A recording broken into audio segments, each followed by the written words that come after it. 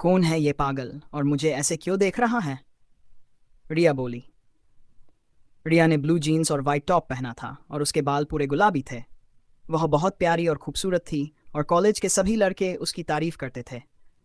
लेकिन विनय उसे उसकी खूबसूरती की वजह से नहीं, बल्कि उस चॉकलेट की वजह से देख रहा था जिसे उसने उससे छीन कर खा ली थी। विनय को उम्मीद थी कि उसके पास और चॉकलेट हो सकती है। विनय, वो आ गई। उस काले वाहन के अंदर है। मैं उसकी गंध महसूस कर सकता हूँ। खरगोश ने विनय के पास आकर कहा। पहले ये तितली इसके ऊपर से हटने का नाम नहीं ले रही थी और अब खरगोश भी आ गया। कौन है ये लड़का और इतना अजीब क्यों है? दुकानदार ने हल्के से गुनगुनाते हुए कहा। रिया ने सड़क के दाईं तरफ से आ रही काली कार को देखा और मुस्कराई। वह उसकी बड़ी बहन काव्या की कार थी जो उसे पिकअप करने आई थी। कॉलेज के बाद उनका शॉपिंग जाने का प्लान था, लेकिन शायद आज उनका यह प्लान पूरा नहीं होने वाला था। रिया ने कार को अपनी ओर आते हुए देखा और मुस्कुराई, लेकिन अचानक उसकी नज़रों के सामने एक तेज़ रफ्तार से दौड़ता हुआ व्यक्ति आया और वह कार से टकरा गया। कार का सामने वाला हिस्सा टूट गया और उसमें बैठी लड़की का सिर स्टीयरिंग व्हील से टकरा गया। यह विनय था। जैसे ही खरगोश ने विनय को बताया कि काव्या कार में है, विनय के अंदर गुस्सा और ऊर्जा का एक तूफान उठ गया। उसे अचानक एक अजीब शक्ति का एहसास हुआ और उसने कार की दिशा में दौड़कर इतनी तेज रफ्तार पकड़ी कि वह बिजली से भी तेज लगने लगा। विनय ने कार को टक्कर मारी, जिससे कार के कई हिस्से टूट गए। हालांकि विनय ने खुद को सीधा खड़ा रखा, लेकिन उसे भी चोटें आई थीं और उसके चेहरे पर खून बहने लगा था। दुकानदार ने विनय का नाम सुना और चौंक गया। उसका मुंह खुला का खुला रह गया। कुछ देर पहले वह विनय से लड़ रहा था और अब उसे वह ख्याल बेवकूफ़ी भरा लगने लगा। रिया घबराई हुई थी और डर के मारे उसके पसीने छूट गए थे। पहले उसने जोर से चिल्लाया क्योंकि गाड़ी के अंदर और कोई नहीं बल्कि उसकी बहन काव्या थी, जो एक रिसर्चर थी और एक सीक्रेट ऑर्गेनाइजेशन के लिए काम करती थी। काव्या दीदी नहीं, रिया चिल्लाई। विनय ने कार का दरवाज़ा पकड़ा और उसे खींचकर अलग किया। कार के अंदर एक लड़की जख्मी हालत में पड़ी थी, जिसे टक्कर की वजह से चोटें आई थीं। यह काव्या थी और वही लड़की थी जो भूरी की मौत के लिए जिम्मेदार थी। विनय ने काव्या के बालों को पकड़ा और उसे कार से बाहर निकाला, फिर उसे कॉलेज की दीवार पर लाकर छोड़ा। काव्या की हालत गंभीर थी और उसे गहरी चोटें आई थीं। विनय ने उसे दीवार के पास खड़ा किया और उससे भूरी के बारे में सवाल पूछा। भूरी को क्यों मारा? विनय ने गुस्से से पूछा। रिया दौड़ते हुए विनय के पास आई। उसने विनय से अपनी बहन को छोड़ देने की गुजारिश की।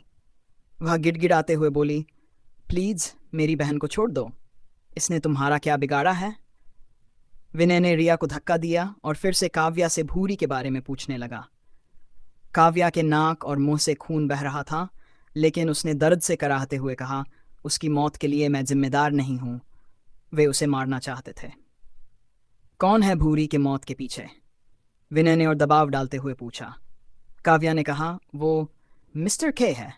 मैंने जो कुछ भी किया वह उसके कहने पर था। उसने मुझे मजबूत किया था, मैं खुद को मारना नहीं चाहती थी।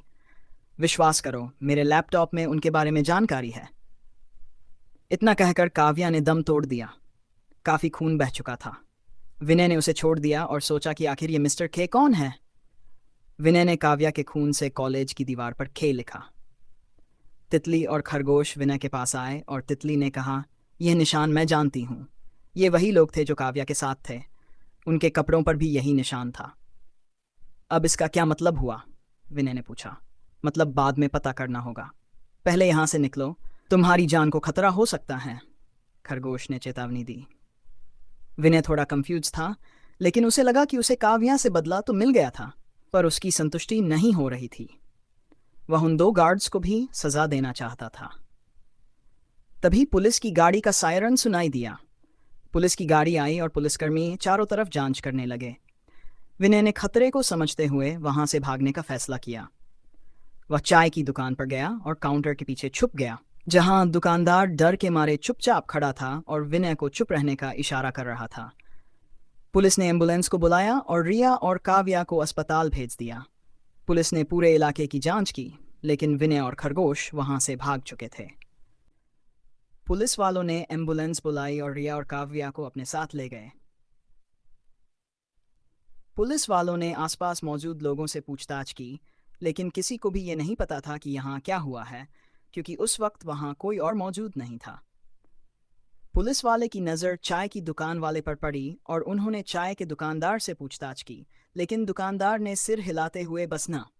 वो क्या हुआ साहब, मैं बाथरूम गया था, जब आया तो ये सब देखा, दुकानदार ने कहा। छानबीन करने के बाद पुलिस वाले वापस चले गए। विनय काउंटर से बाहर आया और उसने दुकान वाले को धन्यवाद कहा और फिर वापस जाकर टेबल पर बैठ गया। राज कॉलेज से बाहर आया। उसने सामने का दृश्य देखा और उसके होश उड़ गए। कॉलेज की दीवार पर खून लगा हुआ था और खून से खे अक्षर लिखा गया था। एक टूटी हुई कार भी खड़ी थी। राज चाय की दुकान पर आया और विनय के पास बैठ गया। उसने पूछा, यह क्या हुआ है? विनय ने धीरे से बताया कि उसने पहले कार को टक्कर मारी और काव्या नाम की लड़की को मार दिया, और खून से वही खे दीवार पर लिखा है। राज उसकी बात सुनकर जोर से हंसा, क्योंकि उसे विनय की बात पर विश्वास नहीं हुआ और उसने उसे यकीन दिलाने की कोशिश नहीं की। हाँ, समझ गया। अब सच बताओ, आखिर ये क्या हुआ है? क्या ये कोई एक्सीडेंट है? राज ने पूछा। मैं सच कह रहा हूं, यह सब मेरी वजह से हुआ है, विनय बोला। राज उसकी बात सुनकर जोर से हंसा। उसने कहा, यह जरूर कार का एक्सीडेंट होगा। फिर उसने विनय से पूछा, तो अब तुम क्या करोगे? कहाँ जाओगे, या रात तक यहीं बैठे रहने का इरादा है? विनय, तुम समझते हो कि तुम्हारे पास रहने की जगह नहीं है, और जहां तुम पहले थे वहां तुम किसी कीमत पर नहीं जाना चाहते। तो ठीक है, तुम मेरे साथ चलो। मैं जानता हूं एक ऐसी जगह जहां तुम्हारे रहने की व्यवस्था हो सकती है।